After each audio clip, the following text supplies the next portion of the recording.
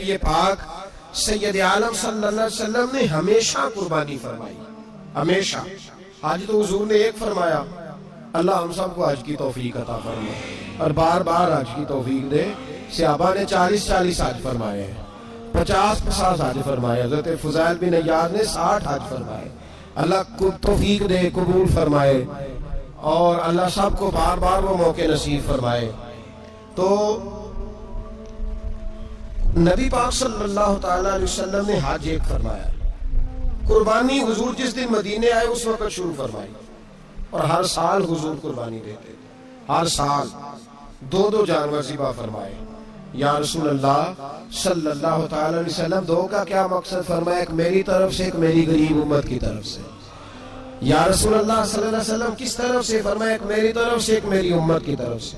کبھی فرمایا ایک میری طرف سے، ایک میرے اہل بیت اور میری امت کی طرف سے۔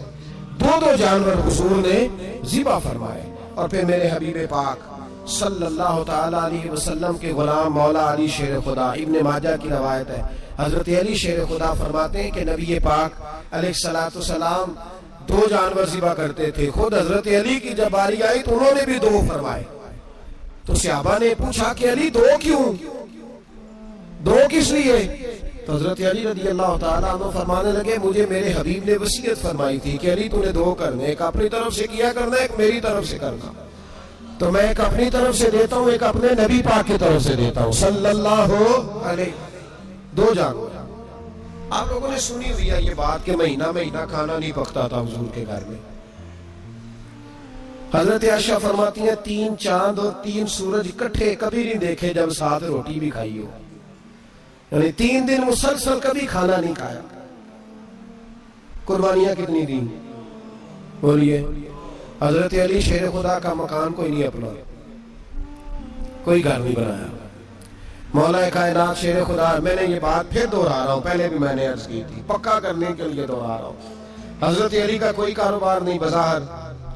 بی بی صاحبہ فرماتی ہیں کہ کئی ہفتے صرف سرکہ اور کھجوریں۔ قربانیاں کتنی؟ اسی سارے صاحب لان ٹورے ہیں کہ ساڑھے تے لگ دیئے کہ نہیں، پکا۔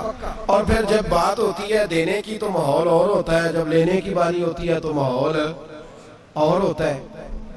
قربانی واجب ہے اس شخص پر جس کے پاس 52.5 تولے چاندی یا 7.5 تولے، لیکن میں 7.5 تولے والا فتویٰ نہیں دیتا، میں 52.5 تولے چاندی والا فتویٰ دیتا ہوں، اس لیے کہ 52.5 تولے چاندی تو شاید تولہ یا 1.5 تولہ سونے کے برابر ہی ہو جائے، ٹھیک ہے نا جی؟ تو 7.5 تولے سونا 50-60 ہزار روپیہ جس آدمی کے اکاؤنٹ میں موجود ہے وہ قربانی کرے۔ بلکہ امام شافعی رحمۃ اللہ علیہ فرمایا کرتے تھے جس نے 3 کمروں کو تالا لگایا ہوا ہے وہ 3 کمرے فارغ ہیں، اس کے کسی کام کے نہیں، ان کی قیمت کا حساب لگائے، چھت پہ سٹور بنا دیا ہے، کوئی مطلب نہیں اس کا، اور جو ویسے رکھے ہوئے ہیں کوئی معنی ہی نہیں کمرے کا، فرماتے تھے حساب لگائے، قربانی کرے۔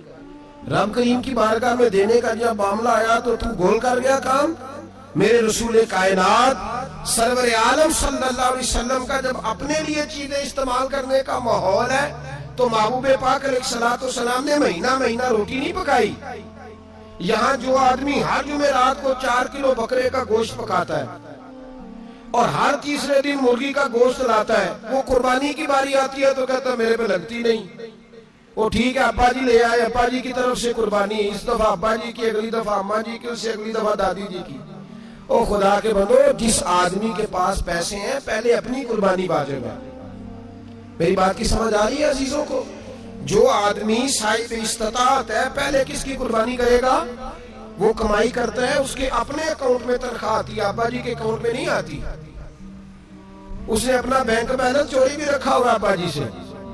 پہلے اپنی قربانی کرے، اگر اس کو شوق ہے، دل کرتا ہے تو ایک اور خریدے، پھر ابا جی کی طرف سے کرے۔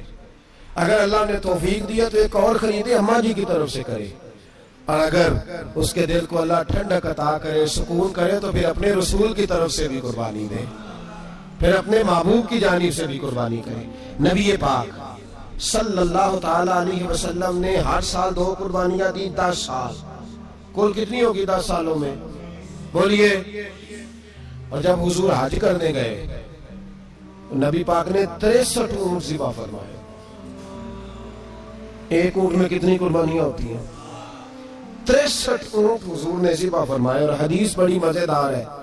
حضرت ابو ہریرہ رضی اللہ تعالیٰ عنہ فرماتے ہیں کہ جب اونٹ ذبح کرنے کی باری آئی تو ہم سوچ رہے تھے، پریشان تھے کہ یہ تو بڑا مشکل ہے ذبح کرنا، بڑا مشکل ہے، اس کو تو نظر کرنا پڑتا ہے، گرانا پڑتا ہے، باندھنا پڑتا ہے. سب سے مشکل کام اونٹ ذبح کرنا ہے. تو نبی پاک صلی اللہ علیہ وسلم کی تو عادت کریمہ ہے، اپنے ہاتھ سے ذبح کرتے ہیں حضور. وہ ہمارا اللہ خیر کرے، اب اللہ ہی حافظ ہے.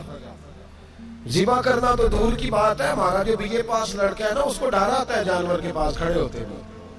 کہتے ہیں بچوں کو اندر لے جاؤ، 10 سال کا 12 سال کا اندر لے جاؤ، ذبح کرنا ہے، روئے گا. اور بس کرو یار، یہ کس قوم سے تمہارا تعلق پڑ گیا ہے؟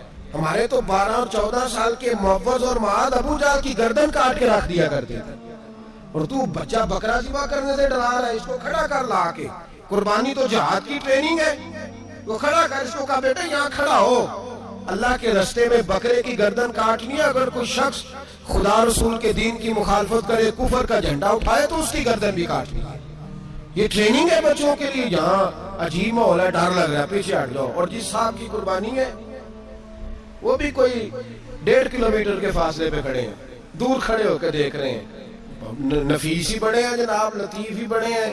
کپڑوں کو کوئی قطرہ خون کا لگ گیا تو بڑی مصیبت بن جائے گی. اور امیر آدمی، اس کا تو گھر کسائی نے خود فون کیا ہے کہ صاحب سب سے پہلے میں آپ کے گھر آؤں گا. اس کو پتہ ہے کہ منہ مانگی قیمت ملے گی.